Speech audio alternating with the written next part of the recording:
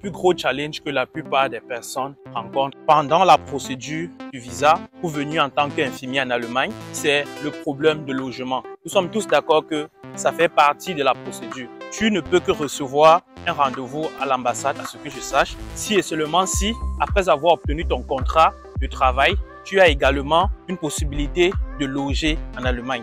Tu as une possibilité d'avoir déjà une maison, une adresse pour t'accueillir en Allemagne. Dans des grandes villes comme Berlin, Munich, Francfort, j'en passe, il est extrêmement difficile de trouver un logement.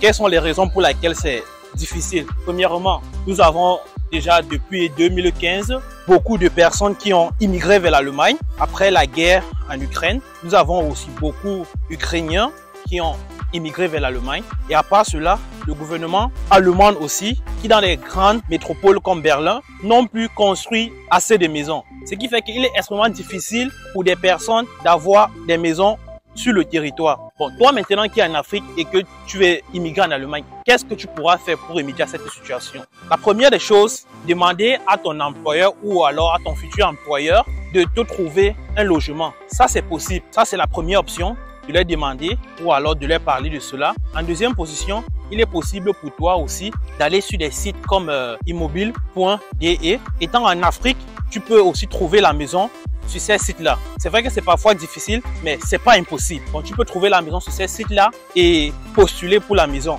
Le lien, tu vas retrouver le lien en bas de la vidéo. Ensuite, pour ceux d'entre vous qui ont des membres de famille, c'est encore plus facile. Lorsque vous avez un membre de famille qui est sur le territoire, il suffit juste que cette personne vous enregistre dans sa maison.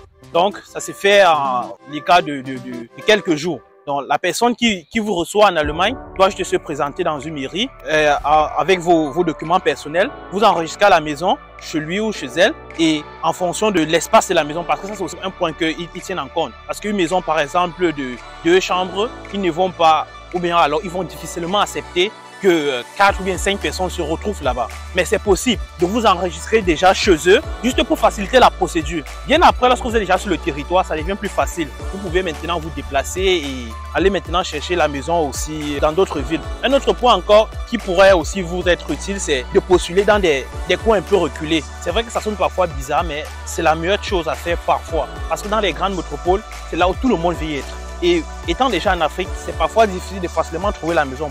Pourtant, dans des coins reculés, c'est plus facile parce que ce sont des coins qu'à la base, personne ne veut y être. Personne ne veut y aller. Donc, si déjà tu te décides de postuler dans des zones un peu reculées, tu as plus de chances d'avoir la maison par rapport à celui qui postule dans des grandes métropoles. Il y a aussi des WG, ce qu'on appelle les Wohngemeinschaft. Donc, c'est les sites de maisons qui sont partagés. Parfois, vous trouvez des étudiants ou bien des familles qui sont tous dans une maison, peut-être une maison de 5 à 6 chambres, et ils veulent partager ça avec d'autres personnes. Donc, ça veut dire c'est une forme de colocation, en d'autres termes. Donc, vous vivez tous dans la même maison, vous partagez juste la cuisine et les toilettes ensemble. Oui, c'est un peu ça. Donc ça, c'est aussi une possibilité pour vous. Et comment aussi donc faire pour postuler dans ces maisons-là? Il y a des sites comme aussi e.de. Le lien aussi, vous allez trouver en bas de la vidéo.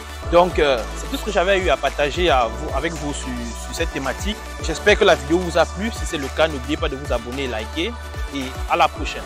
Merci.